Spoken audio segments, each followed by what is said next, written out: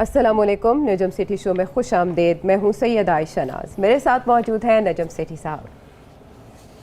अस्सलाम वालेकुम। नजम सेठी साहब, आपने पानी पी लिया, लेकिन इस वक्त पानी पीने की ज़रूरत हुकूमती कैंप को भी है। हाँ, ये तो है। वो कल हमें ये कहना चाहिए था कि आज की शाम बड़ी बोझल है, आज की रात बड़ी कातिल है। रात से ही सनसनी का आगाज़ हो गया था। वैसे तो कई रात जगह गुजर रहे हैं, शेख रशीद साहब भी रातों को जाग रहे हैं, लेकिन अपोजिशन रात को जागती रही, देर तक पार्लियामेंट लॉजेस में बैठे रहे कि MQM के साथ मुआहदे को ख़त्मी शक्ल दी जाए। सुबह हुकूमती अरकान के साथ उनकी मुलाकात थी, लेकिन आखिर 4 बजे से पहले 1 बजे के करीब ऐलान कर दिया गया फ़रोग नसीम साहब की जानिब से कि उन्होंने अपना इस्तीफ़ा भिजवा दिया। फ़रोग नसीम साहब, कैन यू बिलीव? किसी को यकीन नहीं आ रहा था, लेकिन वो लोग यकीन कर सकते थे जिन्होंने आपकी प्रेडिक्शंस को फॉलो किया। मुझे याद पड़ता है आप नवंबर से ये बताना शुरू हुए थे टाइमलाइन कि ये ऐसे होने जा रहा है और आहिस्ता आहिस्ता वो जो नॉब है उसको तेज़ किया जाएगा और भाप बनने का अमल शुरू हो जाएगा। काफली के साथ जो हुआ वो भी आपने प्रेडिक्ट कर दिया था, और अब जो सिचुएशन बन रही है उसके बारे में आपने काउंट के बारे में एग्जैक्टली क्या कहा था वो सुनवाते हैं, फिर मैं आपसे पूछूंगी आपने जाना कैसे है। जी, इनको ज़रूरत नहीं पड़ेगी एलाइज की। इत्तेहादी जो है ना, Chaudhry Pervaiz Elahi etcetera etcetera, MQM, GDA, ANP, इनको ज़रूरत नहीं पड़ेगी। और इनके पास उसके अलावा PTI के लोग हैं, और PTI के लोग अब नज़र आ रहा है कि वो तो इनके पूरे हो गए नंबर। मगर मैंने एक और बात भी कही थी, मैंने कहा था जब ये पता चल गया ना इत्तेहादियों को कि इनके नंबर पूरे हो गए 172, तो वो भी इधर आ जाएंगे, तो जब वो कूद के आएंगे तो 200 टप जाएगा। हाँ, यस, तो आप इंतजार फरमाएं, जिस दिन ये vote of no confidence launch होगा उस वक्त फिर ये दूध का दूध और पानी का पानी हो जाएगा। ये अभी मार्च शुरू हुआ था, हमने नवंबर तक नहीं गए कि आपकी प्रेडिक्शंस की टाइमलाइन, वो जो आपको देखते हैं उन्हें। मोटी बात ये थी, नवंबर में मैंने कहा था कि जनवरी में काउंटडाउन शुरू हो जाएगा, कुछ नई डेवलपमेंट्स होंगी। फरवरी में पानी जो है वो उबलना शुरू हो जाएगा, मार्च में उबल के भाप बन जाएगी। ये इसी किस्म की मैंने बात की थी। भाप बन के उड़ रहे हैं। और देखिए, तो वो मुझे नजर आ रहा था कुछ चीजें, तो तजरिया इसी को मैं कहता हूँ। तो 200 कैसे क्रॉस हुआ है? 199 तो हो रहा है एस्टिमेट। ये वो अभी 2-3 लोग ऐसे हैं जिन्होंने राना सनाउल्लाह साहब को बता दिया है कि हम भी आएंगे, और वो चौधरी साहब के साथ 5 लोग थे ना, तो उनमें से 3 चले जाएंगे। चौधरी साहब के, चौधरी परवेज इलाही की मैं बात कर रहा हूँ, उनमें सालिक और हुसैन और अपने तारिक चीमा साहब, ये हम कल भी डिस्कस कर रहे थे, ये चले जाएंगे। और परवेज इलाही साहब सबसे बड़े इसमें लूज़र होंगे। अब उनका फ्यूचर बहुत मुझे कमज़ोर लग रहा है, कुछ ख़ास नज़र नहीं आ रहा कि उनके साथ अब क्या होने जा रहा है। तो अच्छा, लेकिन उन्होंने कल एक निजी TV चैनल से बात करते हुए बड़े कॉन्फिडेंटली कहा कि इमरान खान साहब तहरीक अदम एतमाद का मरहला भी पार कर लेंगे और जो वज़ीर आला पंजाब होगा वो PTI के इत्तेहादी ही होगा। तो वो तो बहुत कॉन्फिडेंट है, आप कैसे कह सकते हैं कि उन्होंने एक गलत फैसला किया? आयशा, आपने याद होगा आपको कि मैंने कहा था जहांगीर तरीन ग्रुप भी नहीं जाएगा, मैंने कहा था अलीम खान साहब भी नहीं जाएंगे जी, मैंने ये दोनों बातें कही थी। हाँ, लेकिन आपने वजह क्या बताई थी कि वो क्यों नहीं जाएंगे, वो सुनता है। मगर जो भी करेंगे अलीम खान साहब और पंजाब और जहांगीर तरीन, ये अब इमरान खान साहब के साथ नहीं खड़े रहेंगे। ये जो लोग हैं जहांगीर तरीन और अलीम खान साहब, ये बिल्कुल फौरी तौर पे ये फिर नून लीग के साथ नेगोशिएट कर लेंगे। अच्छा, इस सारी सिचुएशन में तो नून लीग के लिए तो प्लस ही है ना सेठी साहब? नून लीग के लिए प्लस है, बिल्कुल प्लस है, और पीपल्स पार्टी के लिए भी प्लस। तो अब बात यह है कि खान साहब का वक्त आ गया है, अब खान साहब फड़केंगे, ये करेंगे वो करेंगे। जहांगीर तरीन साहब नफरत करते हैं खान साहब से, और अलीम खान, आपका ख्याल है अलीम खान साहब पूरी सियासत कर रहे हैं? सियासत तो कर रहे हैं, मगर नफरत करते हैं खान साहब के साथ, और इन्हीं की वजह से वज़ीर आला पंजाब बनना मुश्किल हो रहा है परवेज़ इलाही साहब का, और वो अब ये कोशिश कर रहे हैं कि स्पीकरशिप ही बच जाए किसी तरह। तो इत्तेहादियों का जो मामला था, आपने कहा कि अगर PTI वाले आएंगे तो फिर इत्तेहादी भी आने की कोशिश करेंगे, MQM ने वही कर लिया। मुस्लिम लीग काफ क्या करेगी? अब मुस्लिम लीग काफ तो रह नहीं गई है, 5 लोग थे सेंटर में और 10 लोग हैं यहाँ। अब जो इनको फार्मूला ऑफर हुआ था वो यही था कि आप 10 की जगह 15 सीटें ले लें और आप चीफ मिनिस्टर रह जाएं 4-5 महीने के लिए, और मैं समझता हूँ कि बहुत गोल्डन अपॉर्चुनिटी चौधरी परवेज़ इलाही ने गवा दी है। अब इनके पास अपने लोग भी नहीं रहेंगे, ये अब चीफ मिनिस्ट्री का सोच रहे हैं, सवाल ही पैदा नहीं होता। अब जो अगर आज इलेक्शन करवा लें ना, अब तो अगर वो रेजिग्नेशन जो है बुज़दार साहब की एक्सेप्ट हो जाती है तो फिर वोट ऑफ कॉन्फिडेंस लेना पड़ेगा ना। तो अगर चौधरी साहब खड़े होंगे तो उधर से नून लीग वाले अपना बंदा खड़ा करेंगे और ऐन मुमकिन है कि ये जहांगीर तरीन साहब और ये सब जो है फ्लोर क्रॉस करके और वो दूसरी साइड पे चले जाएंगे और चौधरी साहब बिल्कुल इलेक्ट नहीं हो सकेंगे। नून लीग का बंदा इलेक्ट हो जाएगा और उसमें Hamza is the leading candidate.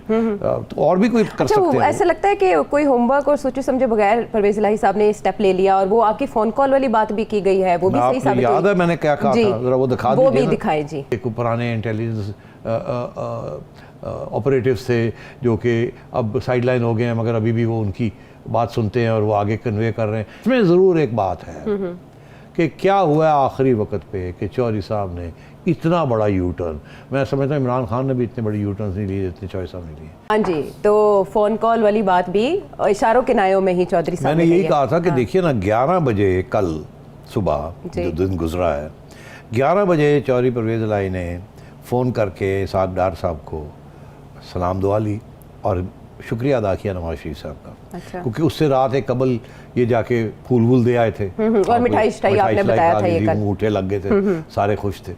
सुबह 11 बजे इन्होंने फ़ोन करके और शुक्रिया अदा किया और फिर 12 बजे 1 घंटे के अंदर कुछ हुआ और ये उठ के चले गए इमरान खान का साहब के पास और ये इन्होंने चौधरी शुजात से कंसल्टेशन भी नहीं की, तारिक चीमा से भी कंसल्टेशन नहीं की, उठ के अपने बेटे को साथ लिया और डजन करके पहुंच गए खान साहब के पास और आधे घंटे के अंदर इन्होंने जाके अंगूठे लगा दिए। अब मुझे बताएं, ऑपोजिशन के साथ इनको पूरे 2-3 हफ्ते लगे हैं नेगोशिएट करने के लिए, क्या मुझे मिलेगा, कैसे होगा, ये होगा, और खान साहब के साथ जाके फ़ौरन रातों रात ये कर लिया। और मैं ये भी बताऊं, इनको पता था कि पीटीआई के बहुत से लोग जो हैं वो क्रॉस ओवर कर गए हैं और अगर इत्तेहादी साथ रह भी जाते हैं एमक्यूएम और चौधरी साहब तो फिर भी ये वोट डिफीट होने वाला था। इसके बावजूद उनको पता था कि इमरान खान अब बचता नहीं है, जो कि नंबर्स गेम चल रही थी, उसके बावजूद 1 घंटे के अंदर इनको कुछ ऐसी ख्वाब आई या फ़ोन आया और उसके ऊपर इन्होंने एक्ट यकीन कर लिया। और मैंने कल ये भी कहा था कि ऐन मुमकिन है कि इनको कोई तजवीज़ आई या कुछ हुआ। अब जाके आज पता चला है, जो कि इन्होंने तस्लीम खुद किया है हामिद मीर साहब के सामने या कामरान खान साहब के सामने, कि जी हाँ वो कोई फ़ोन तो आते रहते थे। अब ये पता लग गया हमें कि इनको किसी ने फ़ोन किया है, जिनको ये जानते थे, जिनका नंबर इनके पास था, जिनके साथ पहले ही एक फ़ोन कॉल्स और उनके हुक्म के ऊपर काम करते रहे, किसी इसी किस्म के शख्स के इन्होंने फ़ोन किया और इनको कहा कि जाओ, और वो इंतज़ार कर रहे हैं। अच्छा। और उधर कह दिया कि आप ये आ रहे हैं और आप ये काम कर दें।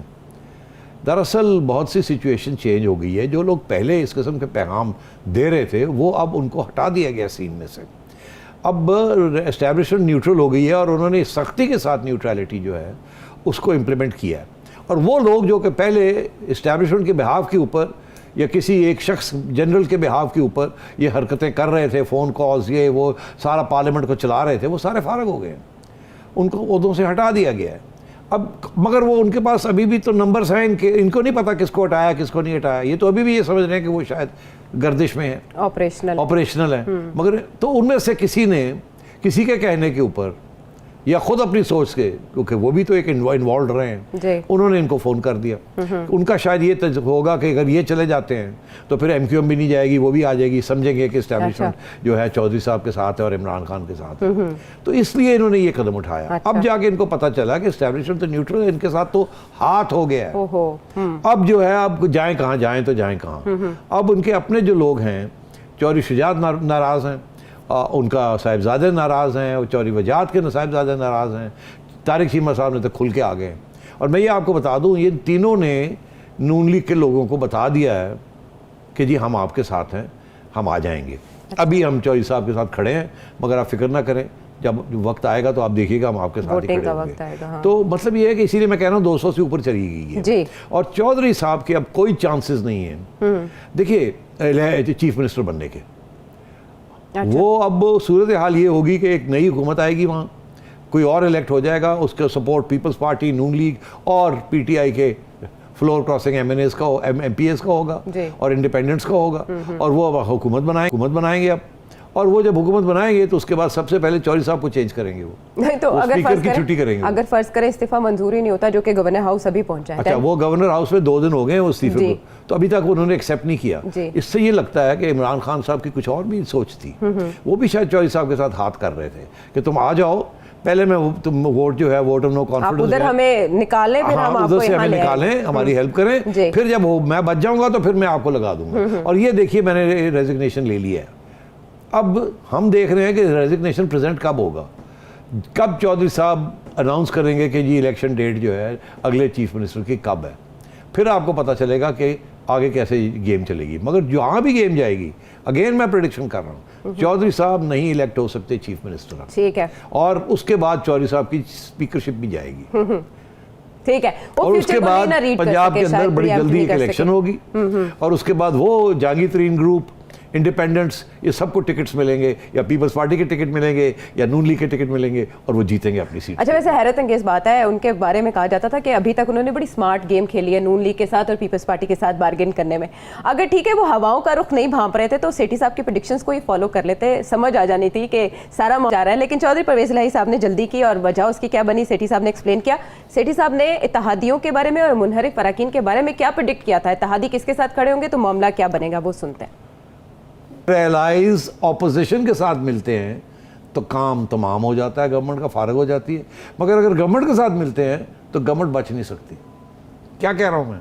सही, मैं कह रहा हूँ कि गवर्नमेंट एलाइज के साथ भी 172 पे नहीं पहुँचती, मगर ऑपोजिशन जो है जिनके पास 162 हैं, अगर इनमें से 12 भी एलाइज चले जाएं गवर्नमेंट के पास तो उनके 174 हो जाते हैं, तो वो गवर्नमेंट बना सकते हैं। ठीक है, तो ये बात ये है कि एलाइज ये सोचेंगे कि अब तो गवर्नमेंट के साथ रहने का फ़ायदा ही कोई नहीं, अब तो गवर्नमेंट बच ही नहीं सकती, तो फिर हम उधर ही जाएं जहाँ के हमें कुछ मिलता भी है कि नहीं।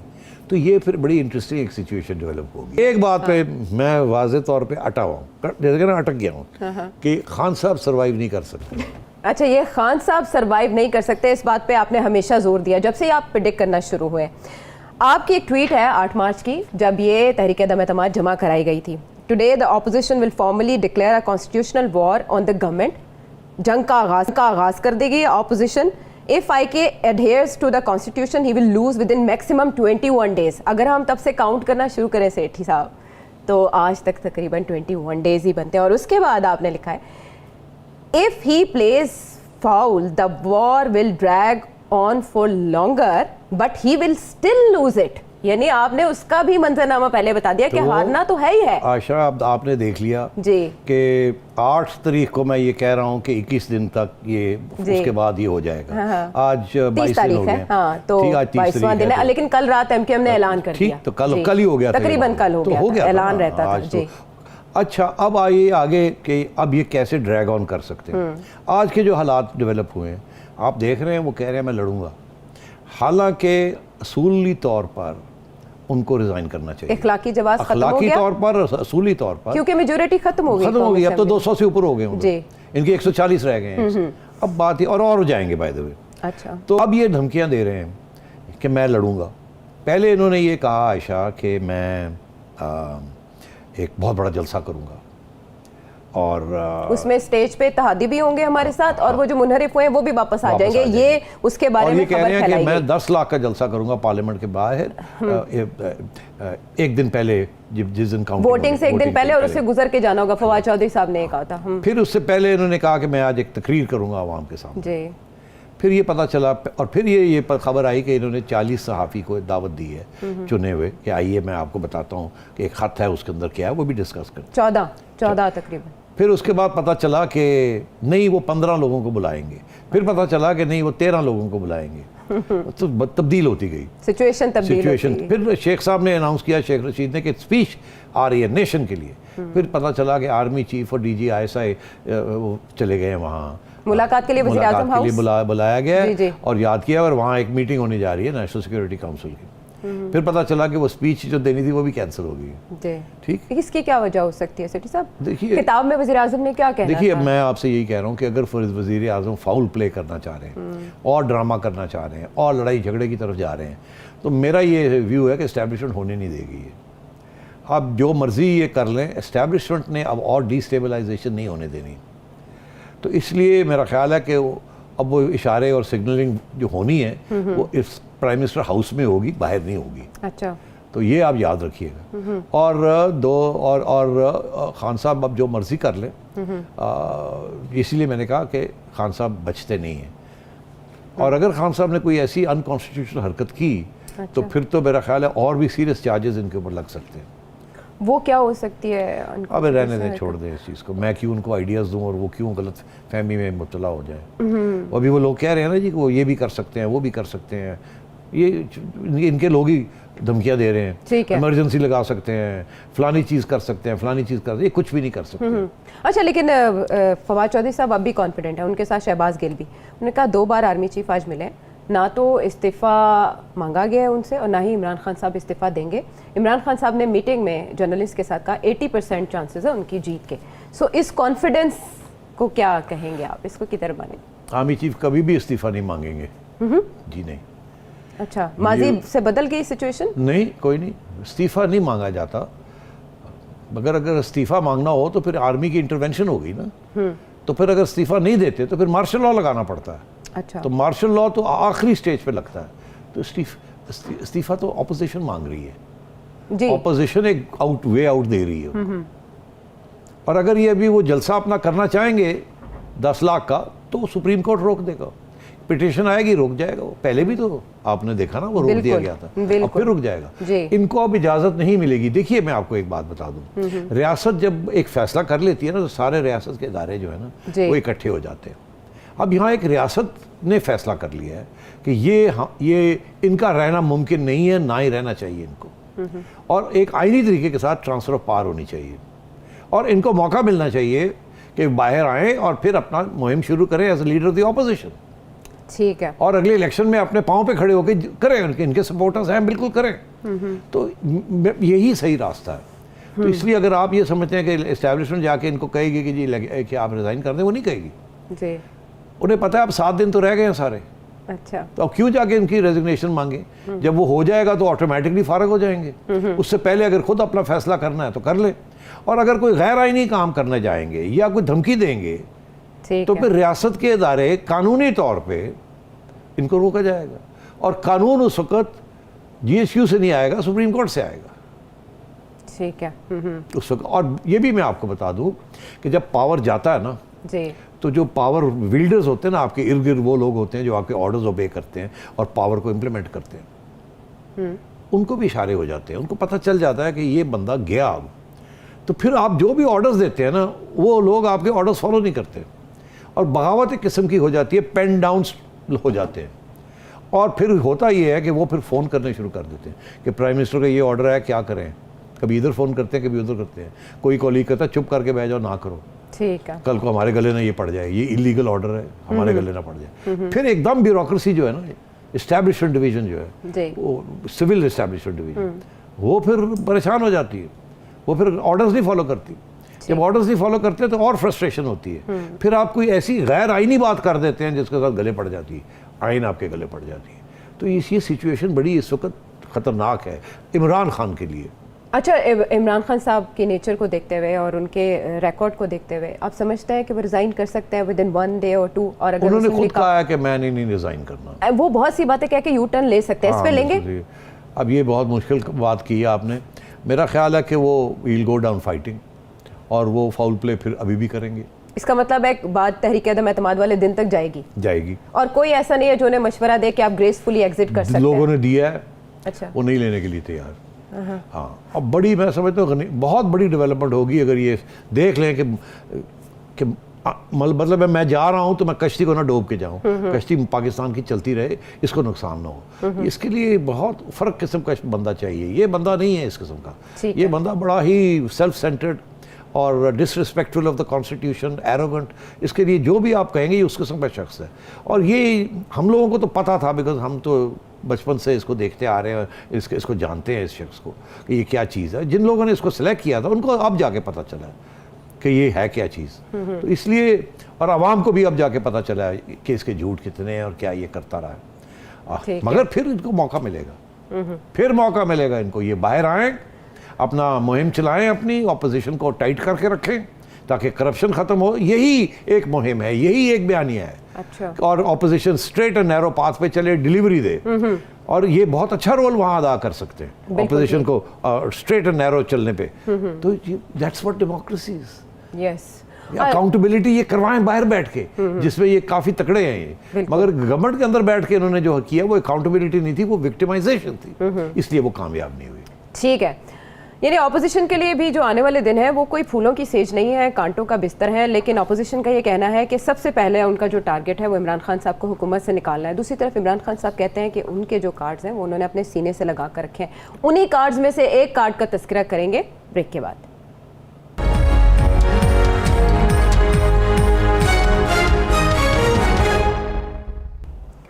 Welcome back to the show. एक कार्ड जिसका चर्चा बहुत है 27 तारीख के बाद से, 27 मार्च के बाद से, वो ख़त है जिसे इमरान खान साहब धमकी करार दे रहे हैं, आलमी साजिश करार दे रहे हैं। आज वो इस बात पे रजामंद हो गए कि वो सीनियर सहाफ़ियों के साथ शेयर करेंगे। मुझे लगा आप भी सीनियर सहाफ़ियों की फहरिस्त में शामिल होंगे। आपको नहीं बुलाया कर रहे हो तुम? सेठ साहब, आपसे ज़्यादा सीनियर कौन हो सकता है? आपने तो कहाँ काम नहीं किया, हुकूमत में भी आप रहे, बात सुनी होती तो ये यहाँ तक ना आते। अच्छा खैर, वो फहरिस्त तो आपने बताया शॉर्ट कैसे हुई, लेकिन ख़त शेयर नहीं किया गया, उसके बजाय उसका कंटेंट शेयर किया गया। सेठी साहब, इसकी क्या वजूहात हो सकती है? देखिए आयशा, ये ख़त वाला चक्कर जो है ना, ये थोड़ी सी इसमें तफसील से बात करनी चाहिए। देखिए, पहले इन्होंने ये कहा कि एक ख़त है, और इशारा ये किया कि एक मुल्क की सफारत से है जी। फिर ये कहा, इशारा ये किया कि अमेरिका की तरफ से। इशारे करते रहे ना ये और इनके दोस्त असद उमर साहब, फवाद चौधरी साहब, शाह महमूद कुरैशी साहब सबसे पहले उन्होंने। फिर ये कहा कि दिखाया अभी किसी को नहीं है। फिर ये कहा कि नहीं, शाह महमूद कुरैशी को दिखाया है क्योंकि इसका ताल्लुक फॉरेन ऑफिस से है, तो फिर उनको दिखाया है। तो ये हर स्टेज पे जो भी बात आगे करने आता था इनका स्पोक्समैन, वो बात को थोड़ी सी कभी इधर ले जाते थे, कभी इधर ले जाते थे। फिर ये जब इशू बना कि ये ख़त है या ये ख़त नहीं है, ये मुरासला है या क्या है, है, तो ये केबल है तो क्या है? तो फिर ये असद उमर साहब ने कहा ये मुरासला है, वो कहता है ये ख़त है। एक ने कहा ये क्या फ़र्क पड़ता है, मुरासला है या ख़त है तो सही ना कुछ। अच्छा चलो, इस किस्म की बातें करते रहे। फिर यहाँ बात आई कि उसके अंदर है क्या। फिर ये बात आई कि ये किसने लिखा, ठीक। तो ये हर चीज़ के ऊपर गोल करते रहे बात को। फिर ये पूछा गया इनसे कि आपने नेशनल सिक्योरिटी एस्टैब्लिशमेंट को ये दिखाया है। फिर ये कहा गया कि हमने एक दो सिविल मिलिट्री लोगों को दिखाया है, ये नहीं कि एस्टैब्लिशमेंट को पूरा दिखाया है। फिर इनसे ये पूछा गया तो आप दिखाते क्यों नहीं है? तो कहते हैं हाँ वो बड़ा सेंसिटिव है इसलिए हम नहीं दिखा रहे। फिर ये कहा गया कि उनको पूछा गया कि आप पार्लियामेंट में क्यों नहीं लेके आते? फिर भी ये कहा गया कि बड़ा सेंसिटिव है तो इसलिए नहीं लेके आते। फिर ये पता लगा कि काबीना के अंदर ये लेके जा रहे हैं और उन काबीना को दिखाना चाह रहे हैं। फिर ये पता चला कि सहाफ़ियों को भी बुला लिया है कुछ लोगों को, उनको भी कुछ दिखाना चाहते हैं। फिर ये पता चला कि दिखाया किसी को भी नहीं, मगर उसकी खुद अपने मुंह से एक समरी बना के बता दी कि उसमें ये लिखा है, उसमें ये लिखा है, दिखाया नहीं। और उस पर कुछ वज़रा आपदीदा भी हो गए, हाँ, इमोशनल हो गए, ऐसी बातें थी। अच्छा, फिर उसके बाद ये जनाब एक नया ड्रामा हुआ। आखिरी स्टेज में ये कहा कि नहीं ये तो हमारे सफ़ीर ने भेजा है हमें, ये आखिरी स्टेज। और मैंने पहले दिन कह दिया आपने कहा था कि ये सब झूठ बोल रहे हैं, करते हैं उसको प्रोग्राम में। ये आएगी बात कि इनके सफीर ने बिल्कुल ये स्टिच करते हैं। सेठी साहब ने क्या कहा था? पाकिस्तान के जो एम्बेसडर हैं वाशिंगटन के अंदर जी, उनसे रब्ता किया गया फॉरेन ऑफिस के ज़रिए, और उनसे ये कहा गया कि आप अपनी एक असेसमेंट लिख के भेजें जी, असेसमेंट लिख के भेजें, और जिसके अंदर ये चंद सवाल हैं, इनका जवाब होना चाहिए। अच्छा, वो बाद में बता देंगे कौन से सवाल थे। जिनमें से एक ये भी सवाल था कि अगर इमरान खान साहब की हुकूमत नहीं रहती तो आपके ख्याल में क्या उसके नतायज हो सकते हैं पाकिस्तान के लिए, ठीक नहीं रहती, और अगर रहती है तो क्या होंगे, ठीक है। तो उन्होंने अपनी तरफ से जो कि इंटरनल असेसमेंट, रिस्क असेसमेंट है, वो लिख के भेज दी। अब जिसको ये, और इन्होंने मंगवा ली क्योंकि इनको पता था कि अब वोट ऑफ नो कॉन्फिडेंस आ रहा है, किसी स्टेज पे भी आ सकता है, तो इन्होंने जल्दी की कि जल्दी करके ये रिस्क असेसमेंट भेजें। अब ये इसीलिए कह रहे हैं कि इसके एक दिन कबल, vote of no confidence launch होने से एक दिन कबल 7 मार्च को ये आ गई। और वज़ीर-ए-आज़म ने आज सहाफ़ियों को बताया कि ये ख़त हमारे अपने सफ़ीर की जानिब से लिखा कि किसी आज ये तस्लीम कर रहे हैं कि ये ख़त, तो हर स्टेज पे हमने कहा कि ये हुआ है, ये पहले तस्लीम नहीं करते रहे, बाद में इन्होंने तस्लीम कर लिया। अच्छा, अब मैं आपको बताऊं, थोड़ी सी मैं और आगे जाना चाहता हूं कि ये ख़त का चक्कर क्या है। अब यहाँ एक बहस छिड़ गई है। हुकूमत ये कह रही है कि ये ख़त तो ठीक है हमारे बंदों ने लिखा है, मगर इसका जो बेसिस है, हमारे बंदे अमेरिकनों के साथ राब्ते में हैं। अमेरिकनों ने इनको बुला के एक धमकी दी, इन्होंने नोट्स लिए, वो नोट्स जो हैं वो इससे इन्होंने हमें इन्फॉर्म किया कि अमेरिकन जो हैं वो ये कह रहे हैं और धमकी दे रहे हैं जी। अच्छा, अब इसमें 2-3 चीज़ें आई कि भाई ये मीटिंग कहाँ हुई, कैसे हुई, किसने बुलाया था, उसमें नोट्स जो आपने लिए थे वो नोट्स कहाँ हैं, वो नोट्स आपने अटैच किए हैं इसके साथ जिसके बेसिस के ऊपर आपने ये लिखा था, या आपने याद रखा कि उन्होंने क्या क्या था, उनके लफ्ज़ क्या थे, आपके अपने लफ्ज़ हैं, ये उनके लफ्ज़ हैं, ये सारी बातें। और ये किस लेवल की मीटिंग थी? अब ये कहा जा रहा है कि ये बड़ी एक फॉर्मल मीटिंग थी जिसमें उन्होंने सबको बुलाया था और उसके अंदर इस किस्म की बातें हुई या धमकियाँ दी गई। फिर ये कहा गया कि एक थर्ड सेक्रेटरी, ये भी बात आ गई है कि ये एम्बेसडर साहब नहीं कि कोई थर्ड सेक्रेटरी की मीटिंग हुई किसी अमेरिकन थर्ड सेक्रेटरी के साथ, हमारे किसी या एम्बेसडर साहब की या किसी की थर्ड सेक्रेटरी, मतलब लोअर लेवल ऑफिशियल, और वहाँ ये बातें हुई। तो मतलब ये है कि इस किस्म की ये अब कहानियाँ बनानी शुरू कर दी इन्होंने, और इस पर अब सवाल खड़े हो गए हैं कि पहली बात तो ये है कि आयशा, हर सफारत खाना, अमेरिकनों का यहाँ सफारत खाना है, जब भी कोई बात होती है तो बुलाया जाता है, बातें होती हैं कि जी ये हो रहा है, वो हो रहा है, फलाना हो रहा है, आप अपनी बात करते हो, ये ऑफ द रिकॉर्ड होती है। अगर कोई रिकॉर्ड पे रखना हो तो फिर नोट टेकर्स ले आते हैं, फिर वो भी, और नोट टेकर्स जो हैं वो फिर जब बहुत हाई लेवल की कोई मीटिंग हो तो नोट टेकर्स होते हैं। प्राइम मिनिस्टर जब बैठते हैं, प्रेसिडेंट जब बैठते हैं तो उनके साथ नोट टेकर्स होते हैं, बड़ी फॉर्मल डिस्कशन होती है। आमतौर पर डिप्लोमेट्स के दरमियान इनफॉर्मल डिस्कशंस चलती रहती हैं to convey ideas and convey discussions and sense of feeling. हम भी करते हैं, वो भी करते हैं, सारे सफारत खाने करते हैं, एक दूसरे के जब मिलते हैं तो पूछ होती है। मैं एग्जांपल दूं आपको, इमरान खान साहब तो 2018 में आए हैं ना, उस वक्त तो डोनाल्ड ट्रंप था, जो बाइडन तो था ही नहीं जी। ऐसे ही है ना, तो तल्लुकात तो उस वक्त खराब थे ना पाकिस्तान के साथ। डोनाल्ड ट्रंप ने जिस किस्म की बातें की थी पाकिस्तान के खिलाफ, आपको याद होगा, धोखेबाज करार दिया था, धोखेबाज फलाना ढिंगड़ा। तो खान साहब तो नए आए थे, खान साहब के साथ तो कोई झगड़ा नहीं था, वो तो पिछली एडमिनिस्ट्रेशन मुशर्रफ साहब की और उसके पहले जो एडमिनिस्ट्रेशन रही हैं उस जमाने की वो बात कर रहे थे कि पाकिस्तान ने हमारे इतने पैसे ले लिए और ये किया और वो किया, वॉर अगेंस्ट टेरर। अच्छा, तो अमेरिका के कंप्लेंट्स तो आपके खिलाफ हैं ना। अफगानिस्तान के ऊपर आपने अमेरिका की पॉलिसी नहीं फॉलो की, आपने अपने इंटरेस्ट के अंदर जो फॉलो की वो की, तो अमेरिका, तो ये चीज़ें चलती रहती हैं। इसी तरीके के साथ डोनाल्ड ट्रंप जब इलेक्शन का वक्त आया तो उनका ये इल्ज़ाम था, ये मैं आप आज को बता रहा हूँ जो कि अंदर की बात है, कि पाकिस्तानी सफारत खाना ने थोड़ी सी भाग दौड़ की डोनाल्ड ट्रंप को सपोर्ट करने के लिए। ये खबरों में भी आ चुका है कि पाकिस्तान के डेमोक्रेटिक एडमिनिस्ट्रेशन जब नई आई है तो इनको ये बताया गया, इनके अपनी CIA ने, कि पाकिस्तानी एम्बेसी जो थी वो डोनाल्ड ट्रंप को सपोर्ट कर रही थी इनडायरेक्टली। अच्छा, अब आपका ख्याल है जो बाइडन जो है उसने सोचा अच्छा ये एम्बेसी जो है ये, और उसकी वजह क्या थी? क्या वजह थी? डोनाल्ड ट्रंप और इमरान खान मिले, बड़ी जफ्फियां हुई, याद है? वर्ल्ड कप जीतने वाली बात। जी उधर गए, ये हुआ, वर्ल्ड कप जीत के आए, बड़ा मजेदार मीटिंग हुई है, ये हुआ, कश्मीर के मामले पे बात हो रही है, हाँ मैं मीडिएशन करा दूंगा, ये कर दूंगा, वो कर दूंगा, इज अ ग्रेट गाय, ये सारी बातें हुई ना। तो इनका ये ख्याल था कि डोनाल्ड ट्रंप जीतने वाला है और उसी को सपोर्ट करना चाहिए, क्योंकि डोनाल्ड ट्रंप भी यही कह रहे थे कि वो दूसरी बार जीतेंगे। तो हुआ उल्टा, थोड़ा सा वो हाँ ट्वीट हो गई, उल्टा हो गया। और जो बाइडन की टीम को पता था कि ये जो डोनाल्ड ट्रंप को सपोर्ट कर रहे हैं। अब यहाँ गलत कैलकुलेशन होगी फॉरेन ऑफिस की, तो ये भी रिस्क असेसमेंट थी इनकी कि जी डोनाल्ड ट्रंप जीतेगा, या इन्होंने ये ख्याल था कि डोनाल्ड ट्रंप जीतेगा। तो फिर इन्होंने डोनाल्ड ट्रंप को के खिलाफ जो उनको अंडरमाइन किया, डोनाल्ड ट्रंप के कैंडिडेट्स को सपोर्ट किया, वो है वेरियस मैकेनिज्म्स। अच्छा, अब ये तो जो बाइडन नाराज़ है, अफगानिस्तान के ऊपर भी नाराज़ है कि आपने एक किस्म का, आपने कह दिया कि उन्होंने गुलामी की जंजीरें तोड़ दी हैं, आपने इस किस्म की बयानबाजी की। अच्छा, अब एक सुपर पावर है, वो एक शिकस्त हो रही है उसको, और वो कहता है मेरी शिकस्त का आधा रोल जो है वो तो पाकिस्तान ने किया, हमारी मदद नहीं की और हमारे साथ धोखा करते रहे, हमें कहते रहे आपके साथ है, एक्चुअली तालिबान के साथ थे, और ऊपर से ये कह रहे हैं कि गुलामी, और क्रेडिट ले रहे हैं कि हमने गुलामी खत्म की है, इनके जो प्राइम मिनिस्टर। तो क्या वो आपको हारा के डालेंगे? एक सुपर पावर है वो आपको हार डालेगी, और ये वही सुपर पावर है जिसके पास आप जाते हैं पैसे लेने के लिए, हथियार लेने के लिए और तजारत करने के लिए। तो ये तल्लुकात तो खराब रहे हैं और बेहतर नहीं हुए। फिर वो फ़ोन कॉल की बात आ गई आयशा। तो अब मैं ये आपसे कह रहा हूँ कि नाराज़गियाँ तो होती हैं, डिप्लोमेसी का काम ये होता है कि उनको ख़त्म किया जाए।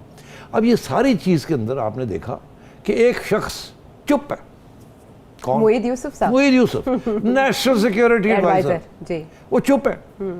अगर आप एस्टैब्लिशमेंट से पूछें, वो कहते हैं उनको पूछे ना जिनका ये काम है ये करना, ये क्या हो गया, वो क्यों चुप है?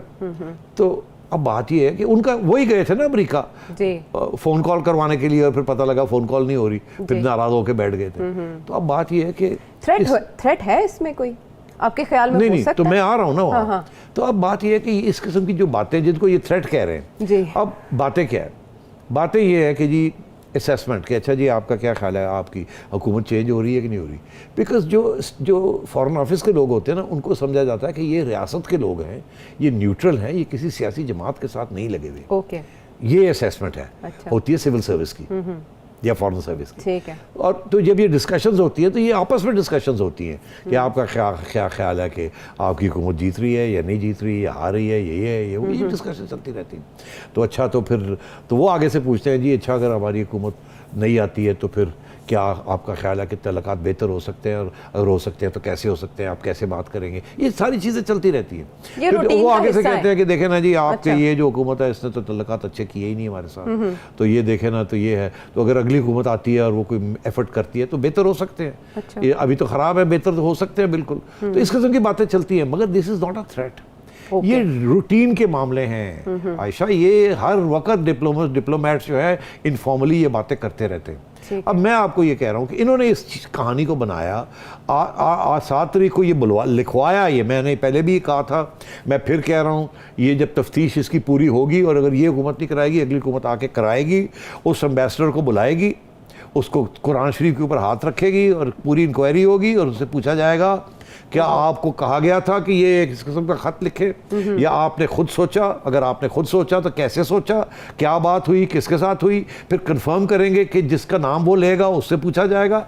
ये बात रुकने वाली नहीं है। ये एम्बेसडर साहब के गले पड़ेगी ये बात। तो राइट नाउ इस पे उनका कोई मौकफ नहीं आ सकता? आ सकता है, मगर नहीं आ रहा ना उसको। ये मौकफ दे ही नहीं रहे।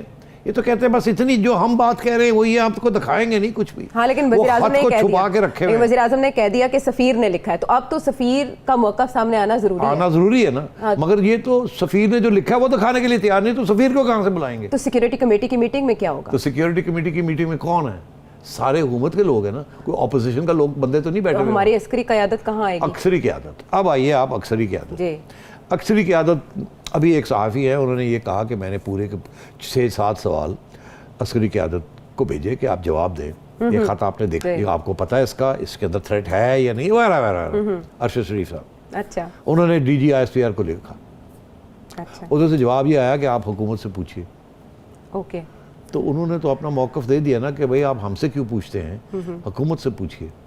अस्करी क़यादत इस वक्त न्यूट्रल है। अच्छा। अस्करी क़यादत ना गवर्नमेंट को डिफेंड करेगी ना क्रिटिसाइज करेगी। अब ये जो है इसमें जो फैसला होगा, जाहिर है अस्करी क़यादत वहाँ बैठी होगी, वो अपना मौक़िफ़ देगी। और मैं आपको बता दूं क्या मौक़िफ़ होगा। क्या होगा? कि देखिए हमारे हिसाब से तो ये कोई ख़ास थ्रेट वेट नहीं है। अच्छा, ये बातें होती हैं, और ये अगर बात पहले ही हमारे तल्लुकात बड़े ख़राब हुए हैं ऐसे ममालिक के साथ जिनसे हम तजारत भी करते हैं, IMF लोन्स भी लेते हैं, जो FATF को भी कंट्रोल करते हैं, जो IMF को भी कंट्रोल करते हैं, सारा कुछ ये। और ये बातें जब बाहर निकलेंगी तो सोचिए वहाँ से कोई बयानबाजी शुरू हो गई तो फिर क्या होगा। तो ये हमारे रियासत के इंटरेस्ट में नहीं है कि इस चीज़ को आगे बुलाया जाए। और हमने भी देख लिया है, हमारा ये ख्याल है कि इस चीज़ को अब छोड़ देना चाहिए। इसको कुछ पॉलिटिकल एडवांटेज लेने की ज़रूरत नहीं है। आप पॉलिटिकली डील करें इन चीज़ों के साथ, मगर इससे ज़्यादा बड़े हल्के से तरीके से वो समझाने की कोशिश करेंगे। अच्छा, अगर खान साहब समझते हैं तो और बात है, नहीं समझते तो और बात है।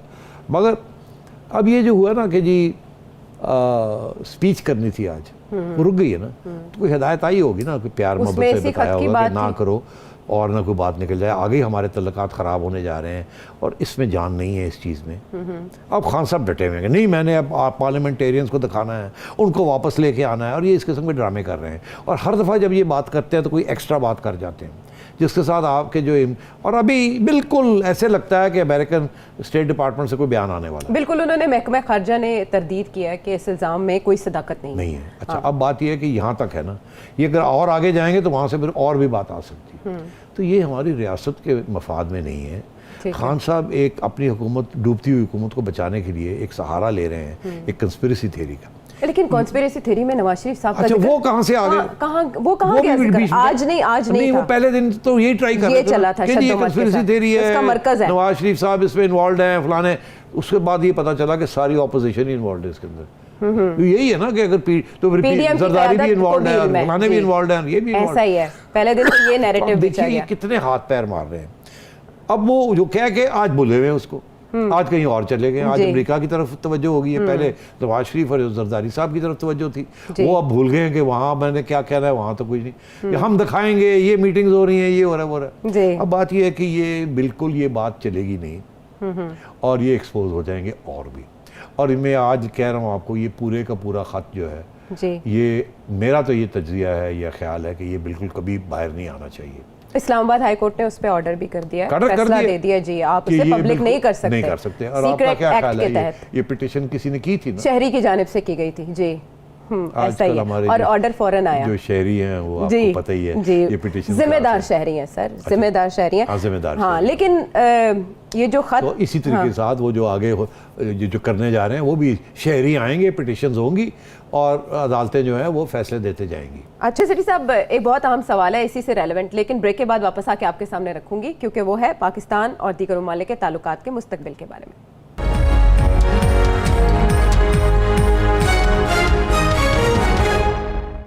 Welcome back. वो जो अहम सवाल था वो ये कि पाक अमेरिका ताल्लुकात अब जैसे भी हैं, इस मामले के बाद जब अमेरिकी दफ्तर खारिजा की जानिब से भी रिस्पॉन्स आ गया, इस खत का पाक अमेरिका ताल्लुकात के मुस्तकबिल पे क्या असर हो सकता है, या दीगर ममालिक क्या सोचेंगे पाकिस्तान के बारे में? जाहिर है हमारी सारी जो डिप्लोमेसी है जी, वो उसकी धज्जियाँ उड़ गई। अब आपके साथ कौन बात करेगा, कौन नेगोशिएट करेगा, आपके ज़ुबान कॉन्फिडेंस कौन इसके पर एतमाद करेगा।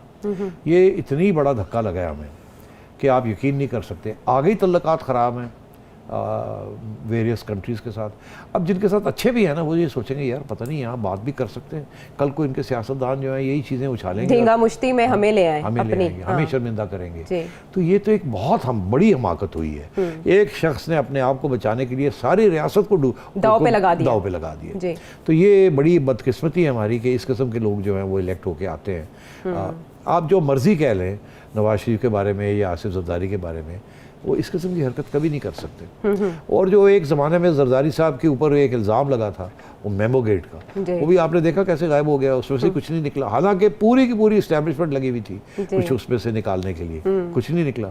और मैं आपको एक और बात कह रहा हूँ आज, इसको याद रखिएगा इस क्लिप को। जी, जिस शख्स के ऊपर इल्ज़ाम लगा था कि वो मेमो गेट का कल्प्रेट है, जी, वो शख्स एक वक्त आएगा वो इस्टेब्लिशमेंट का सपोर्टर होगा और इस्टेब्लिशमेंट उसको माफ़ कर देगी और उसको इस्तेमाल करेगी पाकिस्तान के मफाद के लिए। ये मैं आज एक प्रिडिक्शन कर रहा हूँ। अच्छा, क्या कह रहा हूँ मैं? कि उस शख्स को इस्टेब्लिशमेंट पाकिस्तान के मफाद में इस्तेमाल करेगी और वो शख्स हैप्पीली कहेगा मैं बिल्कुल खिदमत कर वो ये बात किसकी हो रही है, उसमें किरदार छोड़ बहुत देना से थे बस, ना। अब आप नाम ना लें। अच्छा। सबको पता है मैं जो कह रहा हूँ, इसकी इंतज़ार करें। अच्छा, मैं ये बड़ी आपको चिड़िया की खबर दे रहा हूँ। यही हिंदुस्तान जिसके साथ 3-4 जंगें भी हो चुकी हैं, आधा हमारा मुल्क कर दिया हिंदुस्तान ने। जनरल मुशर्रफ उनके साथ एक अमन का मुआहदा करने जा रहे थे, जिसके साथ उनका ये ख्याल था कि कश्मीर का मसला इशू हल हो जाएगा। ऐसे ही है ना, नहीं हो और वो सका, हल क्या था कि 50 साल के बाद जाके बात करेंगे। अभी इसको ठंडा रहने दो, ठंडा बर्फ डाल दें और बाकी नॉर्मलाइजेशन कर लें। तो वही थे जिन्होंने कारगिल किया था। ठीक है। और ये जिन्होंने कारगिल किया था, नवाज शरीफ को उतार दिया, वही थे नवाज शरीफ साहब जो कि ये खुद सेटलमेंट करना चाह रहे थे। और अब आज ये है कि इमरान खान साहब जो कि बड़े हिंदुस्तान के दोस्त बनते थे और हिंदुस्तान जाते थे और आते थे और बड़ी ज़बरदस्त बातें करते थे वहाँ, और यहाँ आके इल्ज़ाम लगाते थे हमारी एजेंसियों के ऊपर कि आप नॉर्मलाइज नहीं करते, वो आज इल्ज़ाम लगा रहे हैं कि जो मोदी का यार है वो गद्दार है। और इस्टेब्लिशमेंट जो है और अपोजिशन जो है वो कह रही है नॉर्मलाइज करो, पानी यहाँ तक आ गया है, हम जंगें नहीं कर सकते, हम दिफा कर सकते हैं, हमारे ऊपर कोई हाथ नहीं रख सकता, नोट वरी अबाउट दैट, मगर हमने मईशत को चलाना है, आवाम को कुछ देना है, और ये जो सिलसिले में हम दलदल में फंस रहे हैं मारे जाएंगे। हमारा ये बॉर्डर भी अनस्टेबल है, ये बॉर्डर भी अनस्टेबल है, टेररिज्म हो रही है और हम आपस में लड़ रहे हैं। खुदा का खौफ करें, ये हमने टैकल करने दें इन चीज़ों को और आपस की जंगें ख़त्म करें। और आगे खान साहब तैयार ही नहीं। खान साहब कहते हैं हम नॉर्मलाइज भी नहीं मैं करूँगा, मैं अमेरिका के साथ भी ये करूँगा, मैं वो करूँगा, मैं ये करूँगा। अरे भाई किस दुनिया में तुम रह रहे हो? और फिर आप पंगे लेने शुरू कर दिए आपने इस्टेब्लिशमेंट के साथ कि मैं इसको नहीं चेंज होने दूंगा, मैं इसको नहीं चेंज होने दूंगा, इसको मैं इस्तेमाल करूंगा अपने सियासत के मकासद के लिए। ठीक है, ये बातें नहीं चलेंगी। ठीक है, ये नुकसान हो रहा है पाकिस्तान का और रियासत का। और इनके जो सपोर्टर्स हैं उनको बिल्कुल बेहोश हैं, उन्हें पाकिस्तान का पता ही नहीं जो हालात है हमारे जी, और वो सोचते भी नहीं है उनको। अच्छा, कुछ मुल्क की सियासी हलचल की तरफ एक बार फिर आएंगे, क्योंकि सब मुझे ये कहते हैं कि प्रिडिक्टेबल नहीं है सिचुएशन अभी तक, लेकिन सेठी साहब क्योंकि सियासी ज्योतिषी हैं तो उनसे पूछ के बताएं कि पहले तो सियासी जमातों के दरमियान मुआहदों के लिए गारंटर होते थे बड़े, अब तो वो गारंटर कहीं मौजूद नहीं है।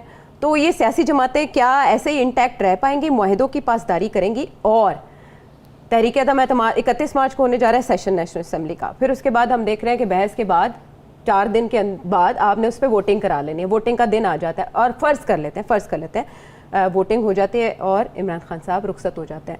नया वज़ीर आज़म कौन होगा, नया वज़ीर आला पंजाब, सिचुएशन इन प्रोविंसेस क्या होगी, और अपोजिशन के पास ऐसी कौन सी जादू की छड़ी होगी जिससे मामला जो हैं जो इस वक्त हमें दरपेश हैं वो ठीक हो सके? देखिए, वो तो आज बिलावल भुट्टो साहब ने अनाउंस ही कर दिया कि उनके कैंडिडेट शहबाज शरीफ साहब हैं, तो वो तो अब कोई बात छुपी भी नहीं है। तो शहबाज शरीफ साहब ही शायद प्राइम मिनिस्टर बनेंगे।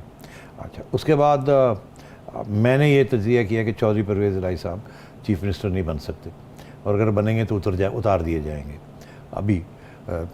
तो उसके बाद कौन बनेगा चीफ़ मिनिस्टर पंजाब का, वो मेरा ख्याल है या तो हमज़ा बनेंगे, अगर तो फौरी तौर पे इलेक्शन करानी है तो कोई शायद और बन जाए, किसी और को कॉम्प्रोमाइज़ कैंडिडेट ले आएँ, और अगर थोड़ी देर के लिए चलानी है पंजाब हुकूमत तो फिर हमज़ा आ जाएंगे। इसी तरीके के साथ उसके बाद ये जो नई गवर्नमेंट आएगी वो केपी में मौलाना को खुश करने के लिए मौका मिलेगा मौलाना को कि वहाँ भी एक नो कॉन्फिडेंस मोशन हो और वहाँ भी कुछ तब्दीली आए, ताकि वहाँ भी जो हुकूमत है वो एक इनको 2-3 महीने मिल जाए वहाँ भी।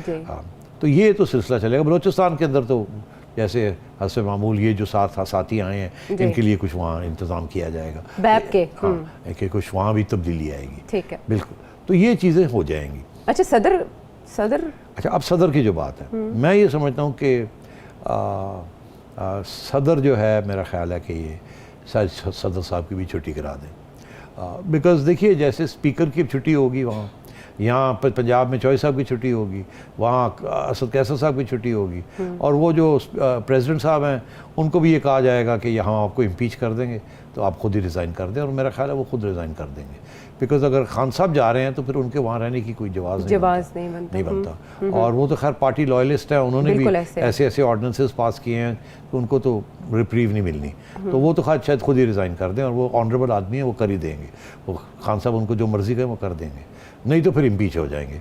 तो ये तब्दीलियाँ आएंगी। इसी तरीके के साथ नैब चेयरमैन की छुट्टी हो जाएगी, इसी तरीके के साथ FIA के अंदर तब्दीलियाँ आएंगी। अच्छा। तो जो एडमिनिस्ट्रेशन है, जिन लोगों ने खान साहब का गैर आइनी तौर पे सपोर्ट किया है या ऐसे कदम उठाए हैं जो कि पार्टी पॉलिटिकल, जो कि उनको नहीं चाहिए था करना, वो सब की छुट्टी हो जाएगी और ये सफाई होगी, ताकि फिर जब ये इलेक्शन कॉल करें तो जो नई इंटरिम गवर्नमेंट्स जो आएंगी, जो कि केयर टेकर गवर्नमेंट्स होंगी, उनको फिर सफाई करने की ज़रूरत ना पड़े, सफाई ये करके जाएंगे। अलबत्ता ये ज़रूर है कि इनकी ये भी कोशिश होगी कि अपने जो हमदर्द हैं या अपने लोग हैं उनको कहीं ना कहीं लगाने की कोशिश करेंगे, पंजाब के अंदर भी और उधर भी, मगर जो जो नई गवर्नमेंट्स आएंगी वहाँ वो उनको छुट्टी करा देगी। अच्छा। तो इसलिए वो ये कोशिश करेंगे, मगर जो केयर टेकर गवर्नमेंट्स आएंगी, क्योंकि खान साहब अपोजिशन में होंगे तो वो खान साहब के अप्रूवल के साथ ही वो केयर टेकर गवर्नमेंट्स भी आएंगी, तो इसलिए वो मैं समझता हूँ कि वो अच्छी सॉलिड केयर टेकर गवर्नमेंट्स होंगी और अच्छे इलेक्शन मिलेंगे आपको आगे जाके। इसीलिए मैं कहता हूँ खान साहब has a great role to play outside, कि मेक श्योर कि ये लोग अब गड़बड़ ना करना शुरू कर दें, इनके दिमाग जो है उनके अंदर पावर ना चली जाए, ये अपनी पुरानी हरकतें ना करनी शुरू कर दें, इनको भी तो रखना है आपने टाइट करके, और वो खान साहब रख सकते हैं। खान साहब को एक पॉजिटिव रोल अप करना चाहिए ना, कर लिया ना, देख लिया, नेगेटिव रोल करके काम नहीं चलता। तो मैं ये समझता हूँ इस किस्म की चीज़ें होंगी। अब ये 3 महीने के लिए आएगी, 6 महीने के लिए आएगी, ये डिपेंड करता है। तो वो ग्लू जो है अभी जो इनके दरमियान जो ये कह रहे हैं वो चलेगी, बिकॉज़ ये बड़ों की श्योरिटी और उनकी जमानत के बगैर, अब ये खुद ही तो बड़े हैं, अब वो बड़े की जरूरत नहीं है, बड़े तो अच्छा, बड़े हो चुके हैं, अब ये बड़े हो चुके हैं, ये न्यूट्रल जो है उनको कहेंगे आप न्यूट्रल ही रहें, और वो न्यूट्रल ही रहेंगे। ये बिल्कुल ठीक है, इसको भी हम एक बार फिर फाइनल ये बारे में बड़ी अच्छी डेवलपमेंट है कि अगर MQM और पीपल्स पार्टी मिल के सिंध की तरफ तवज्जो दें, इस वक्त तो लड़ाई झगड़े हैं ना कि MQM को मिलता कुछ नहीं है और सारी तो वो सिंध और कराची का जो प्रॉब्लम है वो भी हल हो सकता है।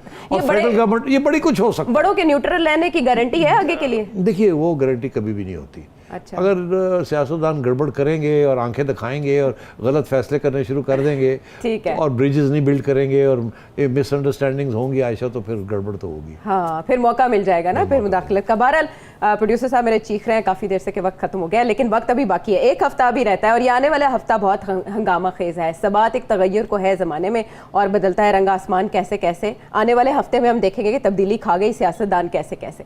सेठी साहब से कोई सवाल पूछना चाहें तो वीडियो मैसेज के जरिए भेजिए। अगले प्रोग्राम तक के लिए इजाज़त दीजिए।